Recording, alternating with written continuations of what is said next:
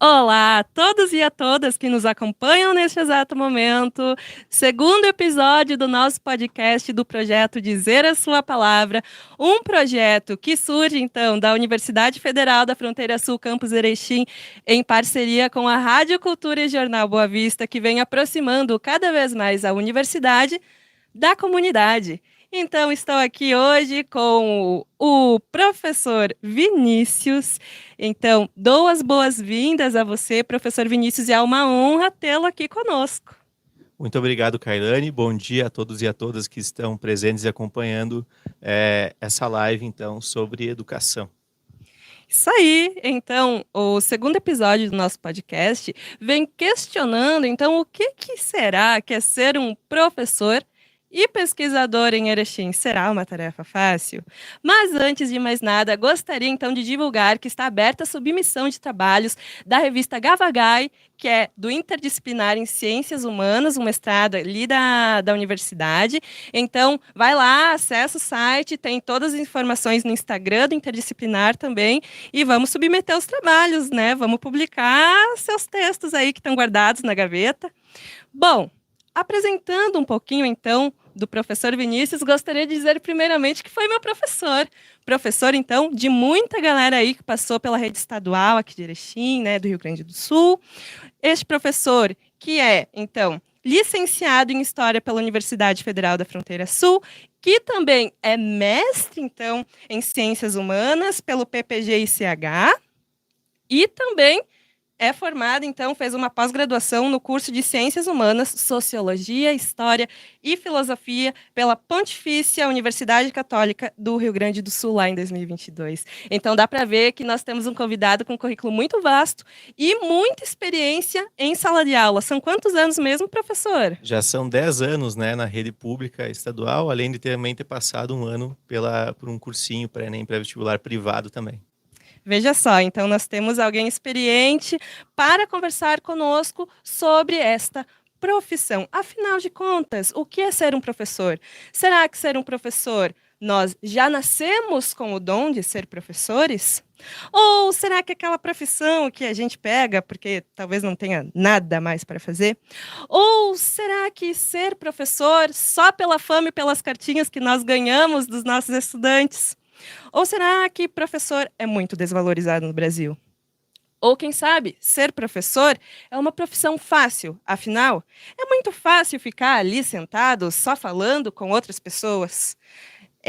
Pois é, todas essas indagações são permeadas pelo nosso senso comum do que é ser professor. Mas, afinal, nós só temos duas únicas certezas nessa profissão. Uma, nós não nascemos professores, nos tornamos professoras e professores. Professoras e professores. E a segunda certeza é que nós nos construímos professores até morrer. Nós não paramos de estudar nunca. E talvez esse tal, mas é professor só por amor, talvez também não só por amor, pois os professores são trabalhadores e trabalhadoras, então, do nosso Brasil. Então, pergunto a você, professor, até meio que filosoficamente, o que será que é ser um professor em Erechim? Muito bem, então a gente pode talvez dividir, né, essa indagação em dois caminhos diferentes, né? Primeiro, a gente pensar a realidade de Erechim, a realidade regional, certo? Quais são os desafios de ser professor aqui na região de Erechim, na região do Alto Uruguai, e a outra, como ser professor de uma forma mais genérica, uma forma mais universal, né? Primeiro, né, pensando no caso de Erechim, nós temos que levar aqui em conta, para ser um bom professor, né, todas as especificidades que nós temos na região, nesse período histórico específico também, né? Então, por exemplo, no caso aqui de Erechim, nós temos hoje, chegando para a nossa cidade, uma leva de pessoas que estão vindo de fora do país, que são venezuelanos, que estão saindo, então, do seu país de origem e chegando aqui. Então, nós temos que levar isso em consideração, a diversidade cultural que nós estamos tendo cada vez mais nas escolas. Eu vejo isso como uma coisa muito positiva para a região, né? Uma região que tem uma imigração desde do começo do século XX, que vem da região da Europa, né? Alemães, nós temos italianos, né? Descendentes dessas etnias aqui, que se misturaram aqui com os povos que aqui já viviam, os Guarani e os Caingangue principalmente, né? E também pessoas que vieram de todas as regiões do Brasil e de fora do Brasil também. Então, para ser um professor em Erechim, você tem que entender um pouco de diversidade cultural e respeitar cada uma dessas etnias e entender cada uma delas para conseguir se comunicar bem com os estudantes. Eu acho que um dos principais desafios do professor hoje em Erechim, e no século XXI como um todo, não apenas aqui, é a questão da comunicação com os mais jovens, sejam crianças ou adolescentes ou alunos da EJA também, né? Educação de Jovens e Adultos, que eu também já ministrei aulas nesse sentido.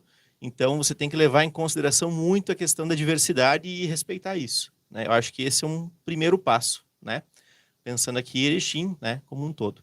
E para ser professor, né, o que é ser professor, uma forma mais genérica, eu acredito que ser professor não é apenas você, digamos assim, transmitir, repassar conteúdos, né? É também você aprender junto com cada estudante, com cada turma. Cada turma que nós temos é um universo diferente. Cada criança, cada adolescente que passa pela gente, né, pela nossa vida, nós entregamos um pouco da gente para eles e eles entregam um pouco deles e fica com a gente também para o restante da nossa vida. Eu acho que o professor tem que ter, né, uma forma mais para ir encaminhando a resposta, essa via de mão dupla. Está aberto a conhecer novas experiências, está aberto a conhecer os estudantes, certo? E ter essa troca em sala de aula de conhecimentos, certo?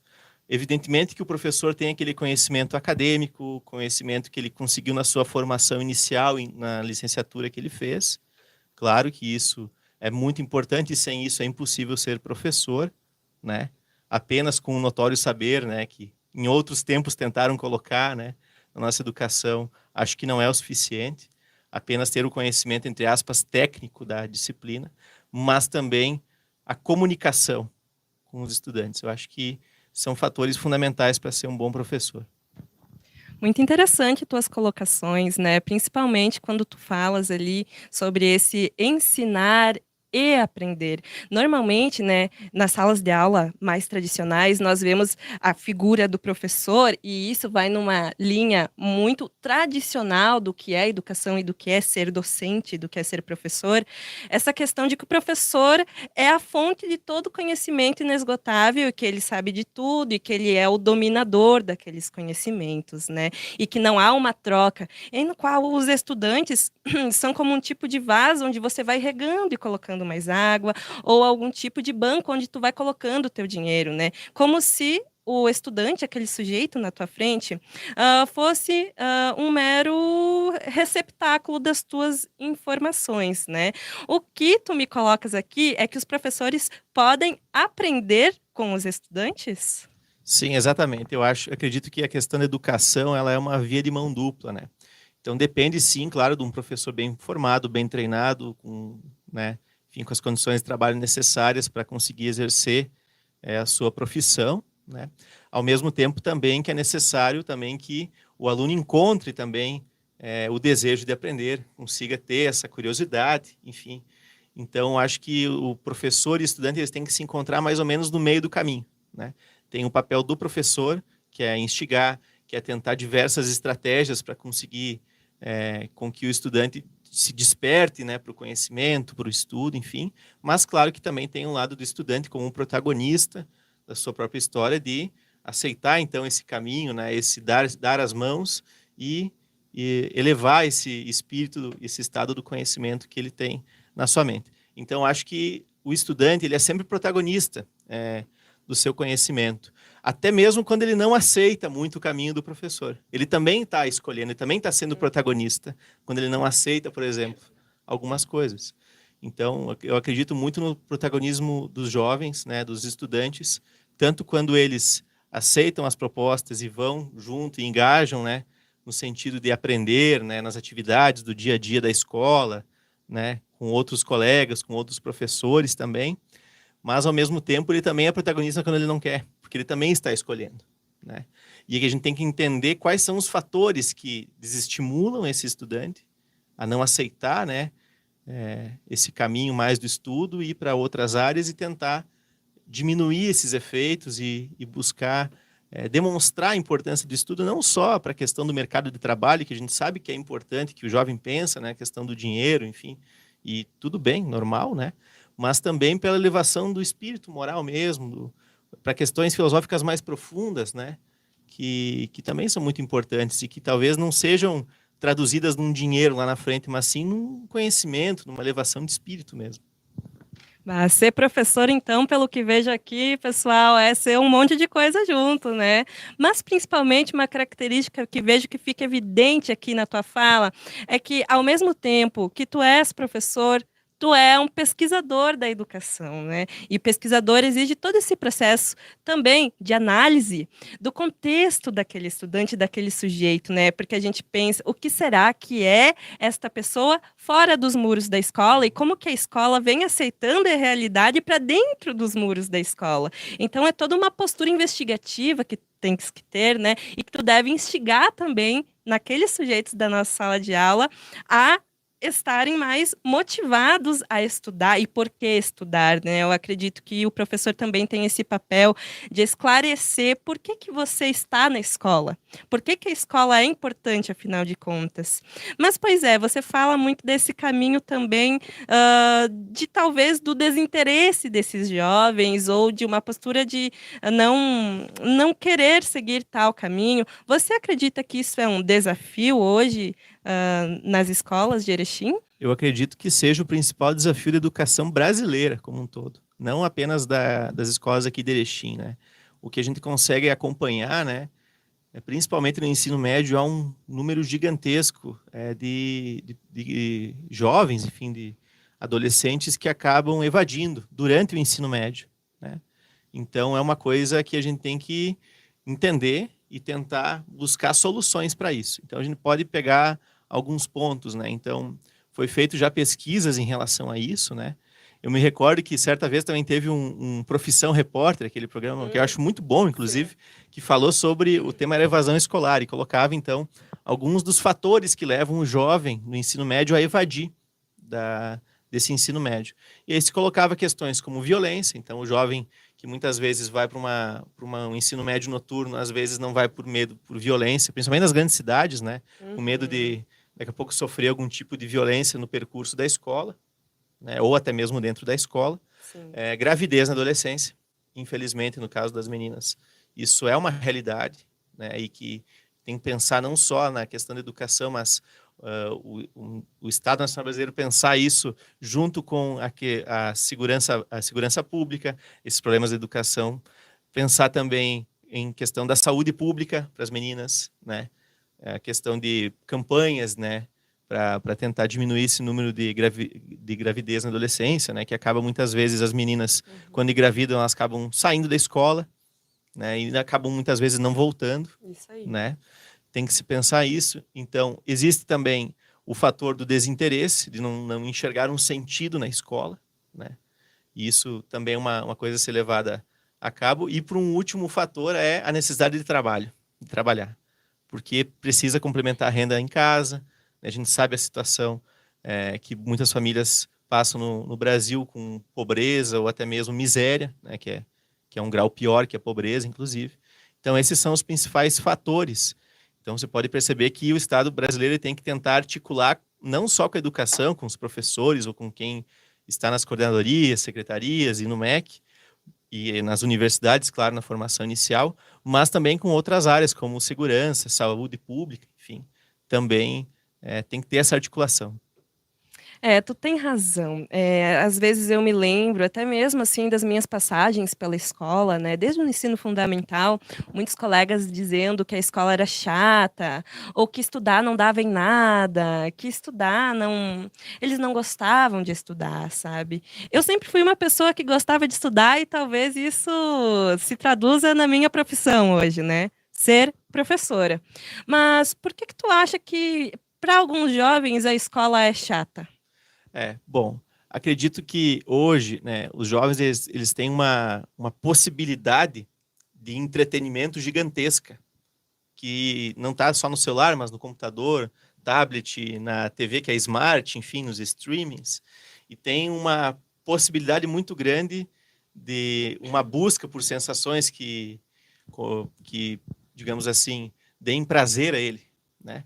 Então, para liberação de endorfina, enfim, e o cérebro muitas vezes fica viciado nisso. Então, muitas vezes o jovem está ali, tem um algoritmo do Instagram ou de outras redes sociais, e que ele fica rolando aquele feed várias horas, muitas vezes, tendo...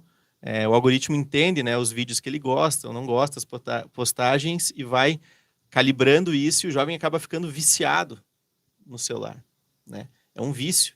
É um E olha vício... que isso vem desde a infância, né, professor Exatamente. Vinícius? Sinceramente, como eu, futura pedagoga, já estou, né, na escola, e tendo contato com o meu público majoritário, que são as crianças, eu vejo muito essa questão do estímulo das novas tecnologias. E como isso deixa as crianças mais ansiosas e hiperestimuladas, e eu vejo como isso prejudica-as dentro da escola. E também já saiu estudos mesmo, né, científicos, acadêmicos, que mostram, né, que crianças e jovens que estão, né, em constante hiperestímulo do cérebro acabam tendo muita dificuldade de concentração, muita dificuldade de se concentrar.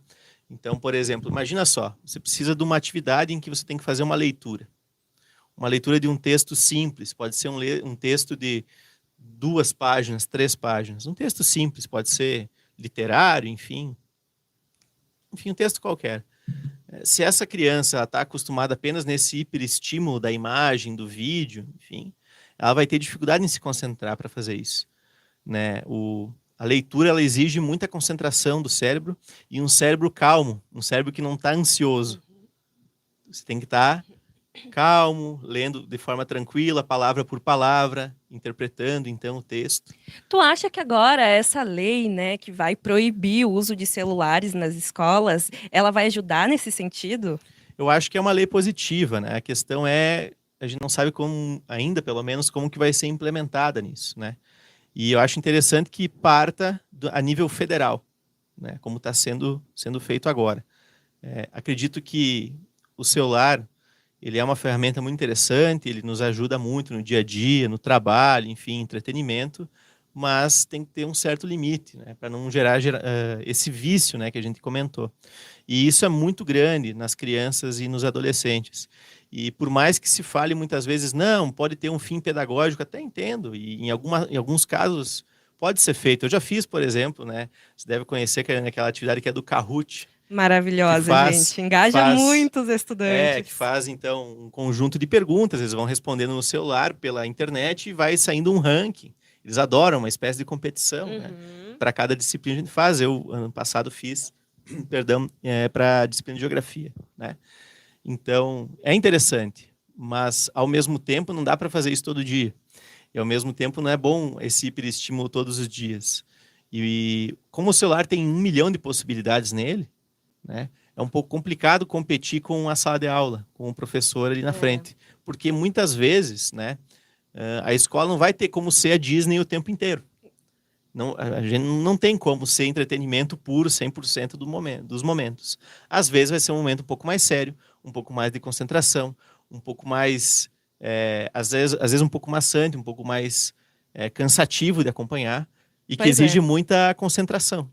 E essa concentração só vai vir com uma mente mais calma. Então, por isso, esse banimento dos celulares eu acho bem interessante. Pois é, sobre as aulas expositivas, né, onde o professor ele passa os slides, ou fala, ou se faz uma leitura do texto. Autores como Paulo Freire vão defender a aula expositiva. Mas não somente a aula expositiva. Então, que nem tu mencionaste, ali a questão do Kahoot. Dá para uma ferramenta que nós temos enquanto professores, está utilizando sala de aula para deixar os estudantes mais engajados. E isso eu tenho até na universidade, professor, para você ter uma noção. Então, é muito interessante. Mas veja só, nós estamos falando do público do professor. Veja quantas possibilidades de se pensar como que você interage com aqueles sujeitos na tua frente, como você lida, mas não é apenas a única tarefa do professor, né? Quais que vocês acham que são os principais desafios do professor na sua carreira? Bom, primeiro ele vai ter que ter algum conjunto de habilidades e competências para conseguir ser professor, né? Então, vai ter que ter uma boa comunicação, e isso vai se desenvolvendo com o passar dos anos em sala de aula. Então, assim, até brinco, né? Quando há um tempo atrás, eu fui preceptor de um grupo de estagiários da UFFS do programa Residência Pedagógica. Então, tinha 7 estagiários lá no colégio que eu trabalho, né? Que é o colégio Sidney Guerra. E eles sempre falavam assim, mas professor, acho que eu não estou pronto ou pronta para começar, né, a exercer essa profissão em sala de aula. Eu falava, fica tranquila que você não vai estar pronto. E está tudo bem, não tem problema, certo? Não vai estar pronto, porque existe certas situações que vão se colocar, não de forma simulada na universidade, mas apenas na prática mesmo docente. Exatamente. E que você vai aprendendo com isso, aprendendo a lidar com conflitos entre os próprios estudantes, né? Que muitas vezes pode ter conflito, daqui a pouco um fala uma coisa que o outro não gosta, e aí você vai ter que mediar aquele problema que aconteceu. Conflito com os professores, né? Entre professor e estudante, que pode acontecer e vai acontecer também, certo? Então, você vai aprendendo com o tempo a como lidar com as situações, ter a espécie de jogo de cintura, o traquejo, né? A casca, que a gente chama, né? E eu acho que isso a gente só consegue, tenho certeza, na verdade não acho, tenho certeza, que só com a prática, né? Então, os estudantes da UFFS ou de qualquer outra instituição a nível superior de qualidade saem muito com a parte teórica, e isso é muito positivo, se ter o domínio do conteúdo é fundamental para dar aula. Agora, só isso não basta. Você também vai ter que saber lidar ali com 30 crianças ou estudantes, né, adolescentes, cada um com a sua história, que tem fome, que tem sede, que tem sentimentos, enfim, que carregam toda uma bagagem de uma vida toda ali, né? E saber lidar, então, com as situações de conflito, né? Eu acho que esse é um dos principais desafios, né?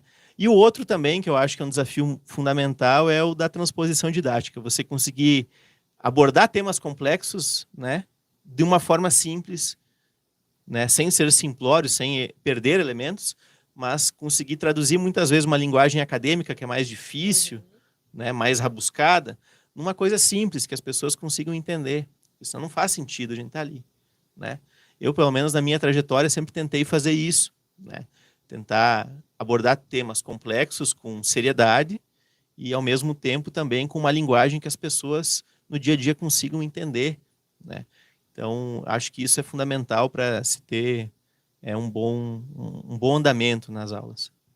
Senão a gente acaba refém de um certo elitismo acadêmico, né? E é aí que vem também muito do desinteresse dos jovens. Não estou entendendo mesmo. Para quê? No que eu vou... Uma das desculpas, né? No que eu vou usar isso na minha vida? Então, é talvez uma pedagogia, um conteúdo que você está passando ali, que você não está dialogando com a realidade daquele estudante. Logo, se ele não vê prática, ele acha que é desnecessário, quando na verdade não é bem assim. Não é bem assim. Ontem mesmo minha irmã reclamava, mas o que aquele professor de história quer que eu fale do que Roma tem a ver com Erechim? E aí eu falei, calma aí, tem muita coisa a ver. Vamos voltar lá e ver como é que isso vai dialogar com o que a gente está passando hoje. Eu acho que a história, né? E tu como formada em história provavelmente vai concordar. Não, a história não está no passado, mas ela tem muito no presente, ela está no nosso presente, ela é uma consequência do nosso passado, das ações dos seres humanos, e muito da tua fala também, né, pessoal? A fala do professor Vinícius vai trazer esse conceito do Paulo Freire que a gente fala tanto, que é a praxis. Então, se a gente ter só a teoria, a gente vai cair num verbalismo, um certo blá blá blá. Então a gente só vai falar.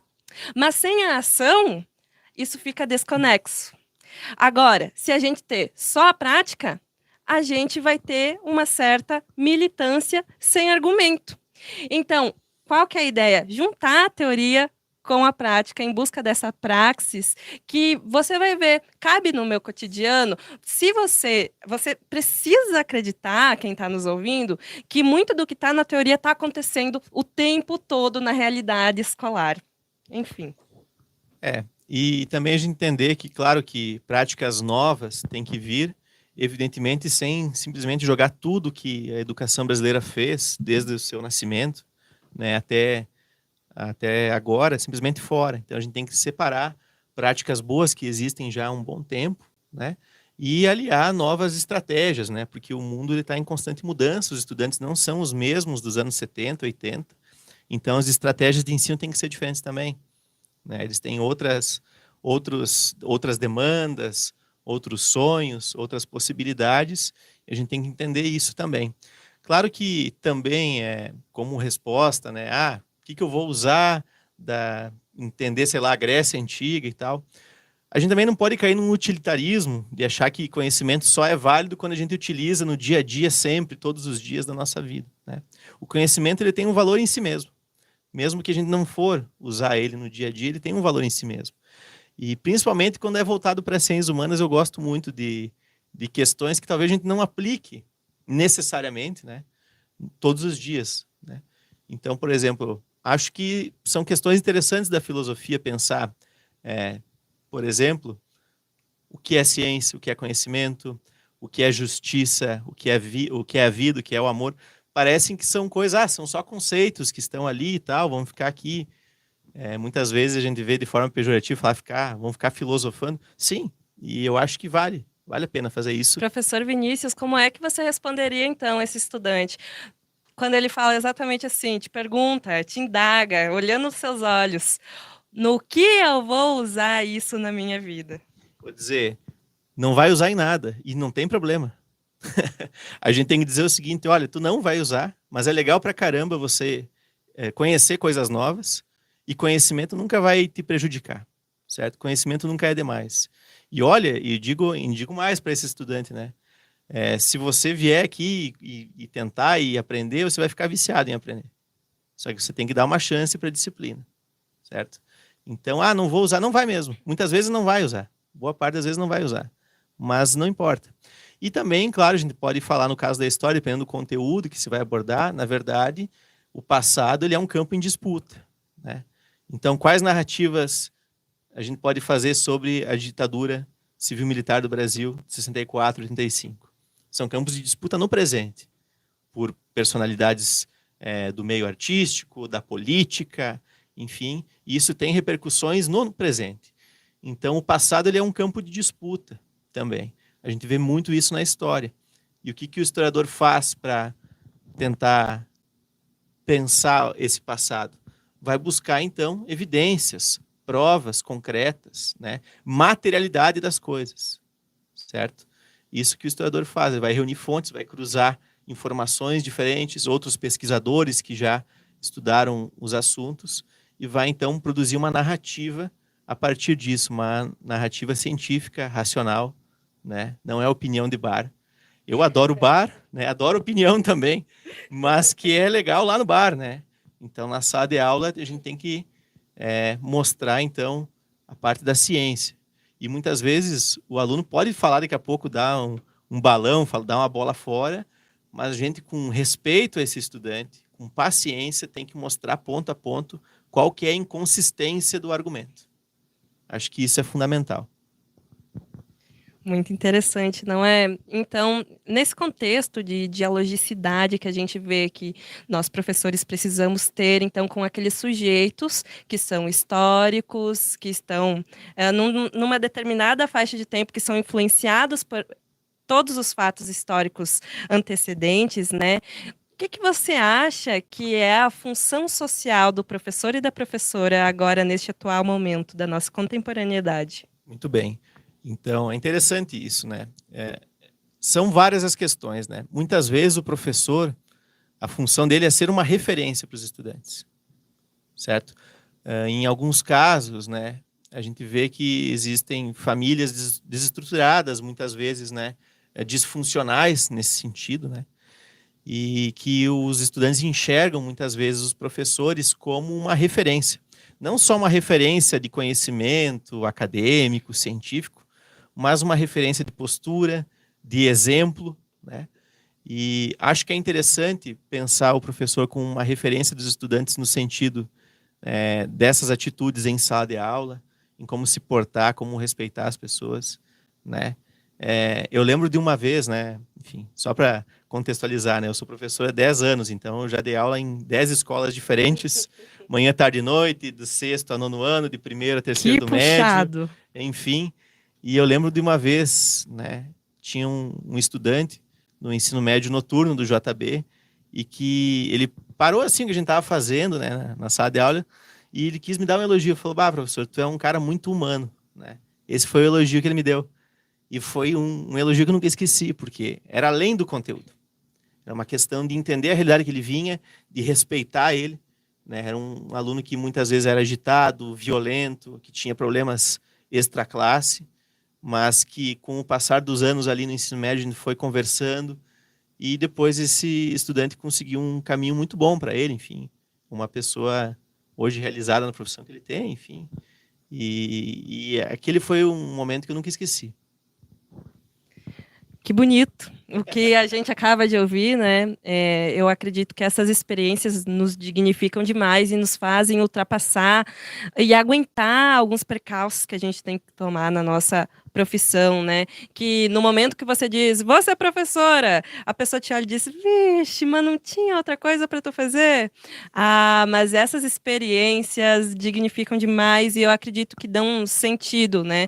Porque a gente não está ali trabalhando com máquinas de escrever, a gente não está numa indústria, é por isso que a educação não é mercadoria, é por isso que a educação não vale dinheiro, porque a educação é uma instituição, é um pilar edificante, que nos constrói, que nos forma, mas que não nos molda, não como jarros de argila. O professor não está lá para moldar, mas está lá para dar essa mão que muitas vezes a realidade não permite dar essa mão. Então, quando tu mencionas o humanismo, né? Ah, não é aquele amor desenfreado que tu passa a mão na cabeça, né? Que nem ouço algumas famílias dizendo. Ah, e agora esses professores por tudo passam os estudantes ou passam a mão na cabeça, enfim, eles estão ali não para ser amigo do meu filho, mas para ser um professor, mas não é esse tipo de atitude que nós temos nas escolas. Essa amorosidade é o compromisso que você tem com aquele sujeito que está se formando, né? É aquele compromisso que você tem com o seu trabalho. Exatamente, né? Então, e tem que também ser levado em consideração que não só o professor, mas a comunidade escolar como um todo, né? Então, pensando desde o pessoal que é auxiliar de limpeza nas escolas, né? O pessoal da cozinha, né? As merendeiras, enfim, os estudantes, o pessoal que trabalha na secretaria, enfim, todo mundo ali se dedica muito, né? Então, eu trabalhei em 10 escolas diferentes e assim, sei lá, vou chutar aqui, mas acho que em 9 eu vi uma dedicação muito grande de todos esses entes e fazendo o máximo que pode dentro das condições que são dadas. Então, assim, já trabalhei em escolas, por exemplo, né, que tinham dificuldade de professores. Pô, mas não era por culpa da escola. A escola fazia seu papel lá, a parte institucional, mas a gente tem que entender por que está faltando professor. Né? Então, muitas vezes falta professor em várias áreas, né? Existem estudos que mostram que para as próximas décadas haverá um apagão de professores no Brasil. E a gente tem que entender por que está acontecendo isso, né? E tentar buscar soluções. Então, eu vejo que existem alguns movimentos que estão acontecendo, né? Como bolsas de estudo, né? Para quem vai fazer licenciatura agora, né? Tem programas nesse sentido que estão sendo lançados para o governo federal. Para a evasão escolar, eu vejo que tem já o pé de meia, mas eu ainda acho que são medidas insuficientes. Eu acho que são importantes, né? Elas ajudam uma parte da população, mas a parte que mais precisa ainda não está sendo atendida. Então, por exemplo, né, alunos do ensino médio noturno, praticamente as escolas aqui de Erechim todas, a maioria são estudantes que já trabalham desde o primeiro ano do ensino médio. Trabalham manhã e tarde e não é para comprar perfume francês, certo? Não é para comprar carro importado, é para se alimentar, para sobreviver. Para ajudar a família em casa. Às vezes para ser a principal renda de casa. Então, infelizmente, não vai ser um programa como o Pé de Meia, que eu acho que é, sim, louvável a atitude. Toda a contribuição para a educação é bem-vinda, né? Mas não vai ser com aqueles, vou chutar aqui, eu acho que é R$ 200 por mês. Não é isso que vai... Por quê? Durante o ensino médio, sim. Por que não vai resolver? Porque esse estudante que está trabalhando manhã e tarde, né, está chegando cansado à noite, ele está ganhando um salário mínimo já. Ele não vai, por exemplo, ficar só meio turno, né, para conseguir se dedicar mais aos estudos, ou não trabalhar, né, se vai receber R$ 200. Não é suficiente, né? Bem longe de ser Tá bem longe, suficiente, não é, exatamente, professor? está bem longe de ser, né? E em relação aos professores, eu acho que é necessário nós repensarmos muito a questão da valorização salarial dos professores no Brasil todo, não só aqui em Erechim, mas no Brasil todo. Por quê? Né? O Brasil é um dos países, né, dentro dos países da OCDE, que menos paga os professores. Tá lá embaixo, certo? Isso é um problema, porque daí, querendo ou não, quanto mais um professor ganha, não é porque eu sou professor, claro que eu quero ganhar mais, é óbvio, todo mundo quer ganhar dinheiro, mas é o seguinte, quanto mais uma profissão é valorizada financeiramente, né, com um salário melhor, atrai mais pessoas para essa profissão. A curto prazo, muitas vezes. Um grande aumento poderia fazer isso. Então, acredito que é necessário pensar estratégias diferentes para os estados.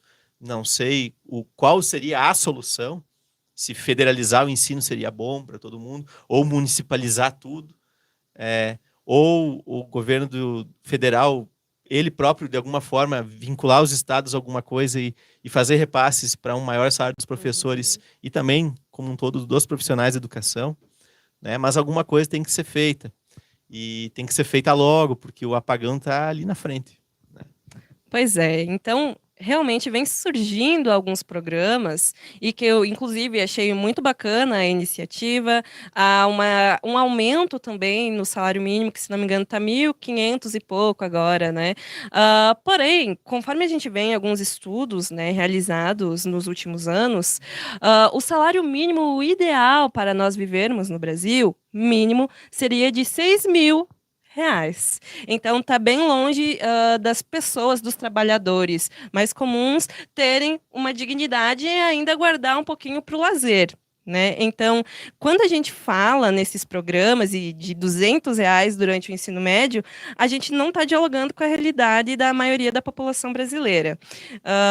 Também achei bem interessante essa questão do pé de meia licenciatura, que agora, né, os estudantes que entrarem a partir deste ano, atenção, com nota mínima de 650 no Enem, o que está bem longe de ser a nota média dos estudantes da escola pública. Eu mesma entrei na minha licenciatura com 630, e olha que não é uma nota tão longe, e não seria beneficiada.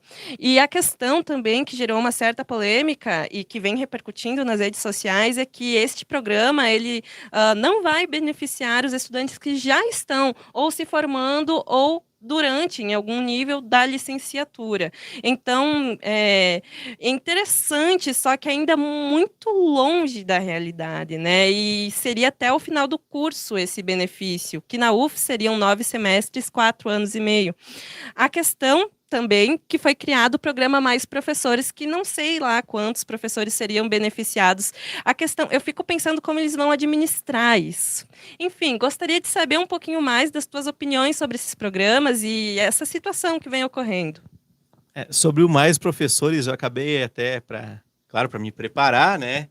Li ontem sobre o assunto também, mas eu acho insuficiente. De fato, eu concordo contigo, Kailane, porque acontece o seguinte, é um problema estrutural do salário dos professores.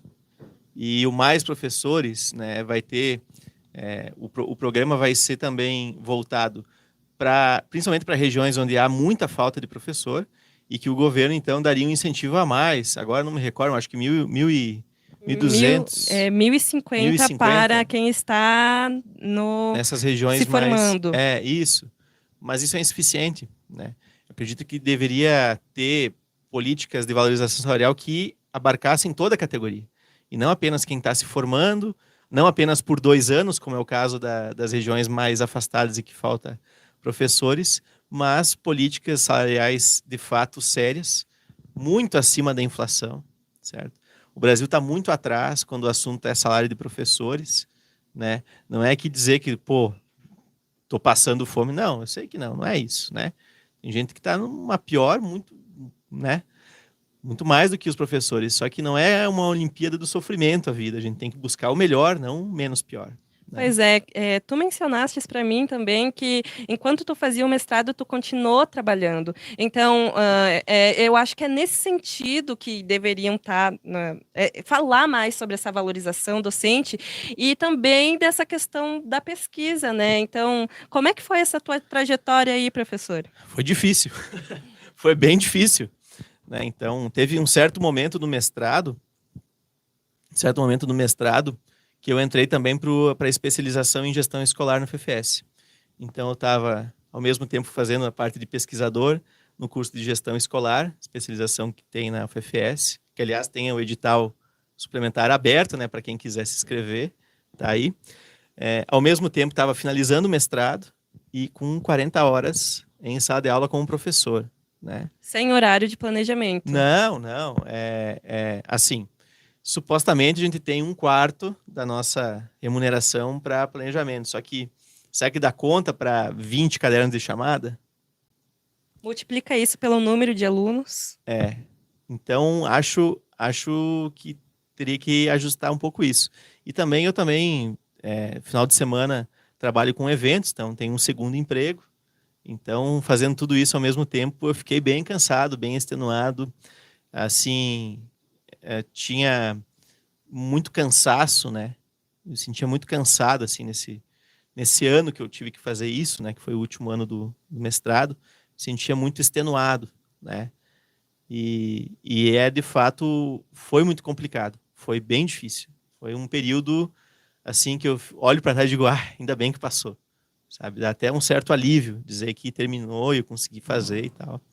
Mas é, de fato, algo desumano, né?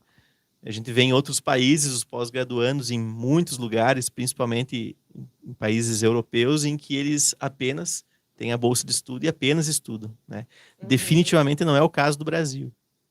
Quem faz isso é uma exceção. A regra que é trabalhar e estudar. Então, é complicado. Acabei tendo que pedir uma prorrogação no mestrado de 3 meses, né, para conseguir terminar a minha dissertação, senão eu não conseguiria terminar, devido a essas demandas gigantescas, né? Muitos podem dizer, não, mas tu sabia que ia ser assim? Sim, eu sei, sabia.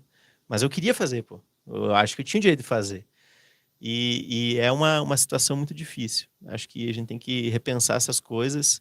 E eu vejo que muitas vezes professores acabam desistindo da profissão, indo fazer outras coisas, não só pelo salário, que às vezes vão ganhar a mesma coisa na outra profissão, mas é pelo acúmulo de trabalho que a gente tem, que é muito grande, né?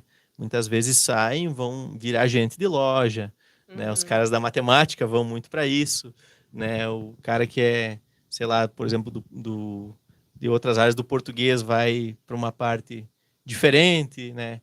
Quem é da matemática vai para administração também, de empresas. E Isso vai quando não mudando. vira o empreendedor de si mesmo, né? Também acontece. Eu lembro que teve um caso de um professor, né, no JB, que ele deixou de ser professor para abrir, então, né, um negócio de bebidas, e que prosperou muito bem, que bom, né? Torço para que continue assim, mas que o pontapé inicial do negócio foi mais a vontade de procurar uma outra profissão do que propriamente a vontade de ser aquilo que ele é hoje, que é empresário, mas procurar uma outra fonte de renda, porque como professor apenas não dava. Pois é, eu acredito que é por isso que a gente não pode naturalizar essas situações. A gente tem que estar com um olhar muito sociológico de desnaturalização desse cansaço, dessa exaustão dos professores. E ainda mais, né, essa questão, nem todo trabalhador é estudante, mas quase todo estudante é trabalhador e trabalhadora no nosso país. Então, também é muito comum a gente ver professores, né, que têm a sua carga horária normal, usual, mas que tem um segundo, terceiro emprego, às vezes, nos finais de semana, ou até mesmo no turno noturno. É uma precarização, e aí eu fico me questionando o que um país quer colocando seus professores em vulnerabilidade. Exatamente. E isso também influencia diretamente na qualidade das aulas. Quando você tem demandas tão grandes, né? Então, tive colegas ao longo da minha trajetória que davam 60 horas aula, né? Então, isso, imagina só, 40 já é muito extenuante, 60, né? Como é que Manhã, tarde e como é noite. que chega um professor no 15º período do dia? Como é que ele vai estar psicologicamente? Como é que ele vai estar Será que a pensa? voz, a disposição? Claro que isso vai se perdendo ao longo do dia. O desempenho não é o mesmo. Não é o mesmo, a gente tem que ter isso Até muito chegar claro. em casa, fazer a comida para outro dia, pegar no sono, são poucas as horas dormidas também. E tudo isso vai influenciando no desempenho do próprio professor, né? Então, e tem uma outra questão também que é importante salientar, né? No meu caso, eu sou um professor contratado, né, no estado do Rio Grande do Sul, tenho 40 horas. Eu, por ter e tenho, né, duas especializações, né, uma em ciências humanas, outra em gestão escolar e o meu mestrado, eu não ganho nada mais por isso, porque eu sou contratado, né? Os concursados aí sim tem um pouco, nem é tanto também, tá? Um pouquinho mais de valorização, mas também não é tanto. E hoje, né, os contratados eles já são a maioria das escolas, né? Já são mais de 50%, né? Se eu não me engano, já são 75% de toda a rede estadual. Posso estar equivocado aqui em números, mas eu acho que é mais ou menos isso, tá? E isso é um problema, porque isso também desestimula, né? Que estímulo que o professor tem para conseguir, para fazer uma pós-graduação, um mestrado, se também ele não vai ser valorizado a mais por isso, no caso dos contratados da rede pública, né? Contratado seja municipal ou estadual, os contratados não ganham nada a mais, né? Isso também é um problema. Também não tem seguro de trabalho para o ano que vem, também não tem IP, também não Não tem tem. estabilidade, enfim, a gente fica à mercê. Então, eu tive uma vida profissional um pouco de cigano, né, na brincadeira da palavra, porque eu passei por 10 escolas, passei por vários municípios, né, por Marcelino Ramos, por Paulo Bento, por Gaurama, né, e Erechim. Então, a gente vai onde tem a demanda, né, e muitas vezes é uma demanda só de 2, 3 meses. Agora, nesse último ano, eu consegui me estabilizar melhor, né, apenas uma escola, né, que é a Escola Estadual Sidney Guerra, que, aliás, eu acho maravilhosa a escola, né? Enfim. E eu acho que isso é um problema muito sério, né? Essa insegurança, né? E no caso, assim, no caso dos contratos do município é um pouco pior ainda, porque aí não há nem a continuidade do salário durante as férias. Então, vai lá o professor, trabalha, chega final de dezembro demitido, né? E volta só em fevereiro. Então, fica o mês de janeiro sem receber. E isso é um problema sério, porque como é que você vai se sustentar? As tuas contas continuam, né? Eu acho isso um problema seríssimo e eu não sei, sob o ponto de vista jurídico, se isso seria permitido ou o Ministério Público do Trabalho tinha que começar a repensar algumas coisas ou o próprio Congresso Nacional pensar leis que proíbam essa prática, porque é um absurdo. Ou cumprir o que já está na lei, não é, professor? Exatamente. Porque as políticas da nossa carreira está lá. Está lá um parágrafozinho escrito assim, que ao sair da tua formação inicial, que é a graduação, tu já deveria ter um concurso. Tu já deveria ser concursado. Então tu sai, tu faz a prova e é concursado. Mas isso não ocorre. E eu digo que até é uma vergonha para o estado do Rio Grande do Sul ter aberto um concurso que, se ao menos para mim, não tinha nenhuma vaga, não tinha nenhuma vaga para pedagogas. Não, mas para a história aqui na região também não tinha, tá? E qual que é o problema, assim, pelo menos os concursos que eu vi, isso aí não só no estado do Rio Grande do Sul, mas nos demais estados também, né? Porque é um problema estrutural do país todo, né? Não é apenas aqui, mas é aqui também, claro. Às vezes as vagas que são ofertadas, né? Primeiro que são poucas, e muitas vezes já são preenchidas por quem já é contratado. Entende? Então, muitas vezes está lá a pessoa, né? Que nem eu, por exemplo, 10 anos, né? Aí vai ser um concurso, né? Vamos lá, vamos supor que eu passe, né? Passei. Eu vou assumir minha própria vaga, tudo certo. Só que daí o professor que saiu há pouco tempo da graduação, né? Ele vai ter um currículo evidentemente menor, menos chance de passar, enfim. E talvez ele não consiga ser inserido dessa forma já com um concurso. Primeiro, talvez ele vai ter que passar algum tempo de contratado para depois sair um outro E concurso e conseguir. muitas vezes trabalhar fora de sua área de atuação, Ah, que sim. ocorre muito. Sim, isso ocorre bastante também, né? A gente vê, então, muitas vezes a profissão de professor, né? Principalmente para quem dá aula no ensino médio noturno, às vezes, né? Às vezes é um bico. Como assim um bico? Às vezes não é nem a principal renda. Então, tem professores que trabalham manhã e tarde numa loja, seja como vendedor ou como gerente, subgerente, enfim, e à noite vão dar aula 20 horas para garantir um IP, para garantir uma renda a mais, né? E acaba acontecendo isso, que muitas vezes, então, a profissão de professor torna-se um bico, uma renda complementar a uma renda, então, a uma outra renda que é a renda principal. Então, para darmos os nossos encaminhamentos finais do nosso segundo episódio do podcast, você gostaria de deixar alguma mensagem para quem está pensando, quem sabe, em seguir essa carreira que é a nossa, de ser docente, de ser professor e professora, de quem está na dúvida, talvez, de que curso colocar lá no SISU, depois de ter feito o Enem? O que você diria para esses futuros professores e professoras? Muito bem, eu queria então primeiro agradecer a audiência, né? Então aí prestigiando a gente e dizer, olha, a licenciatura é para os fortes, é para os fortes. Não é qualquer pessoa que consegue ser professor, né? E tenho certeza, né, que vai ter muita dificuldade. Vocês vão errar, fiquem tranquilos, né? Vocês vão errar, vocês não vão estar prontos e prontas quando saírem da graduação, da formação inicial, certo? Não vão estar prontos e prontas. E tá tudo bem, é normal, é muito natural.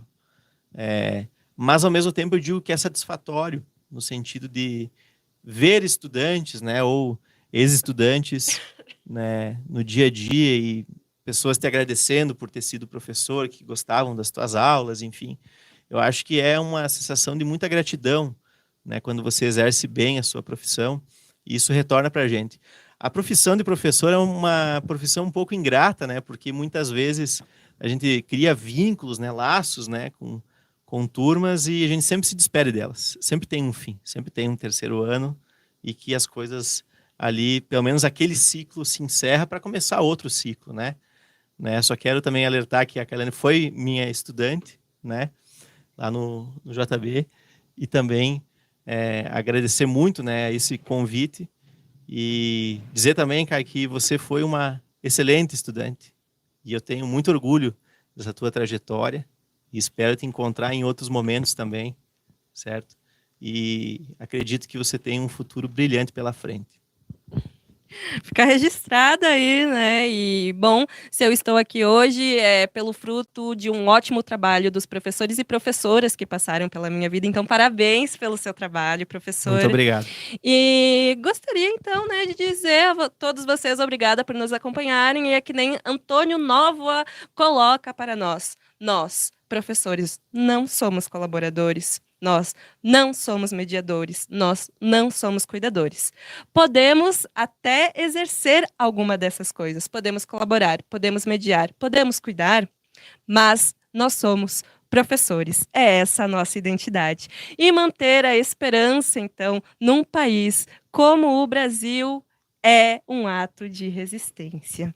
Então, muito obrigado a todos e a todas que nos ouvem. Nos acompanhem, então, nas nossas redes sociais, dizer a sua palavra no Facebook, nós temos Instagram também, nós estamos postando tudo o que acontece no projeto nas nossas redes. Dá um like, se inscreve aí no nosso YouTube e até o próximo podcast do Dizer a Sua Palavra. Muito obrigada. Tchau, gente. Até mais.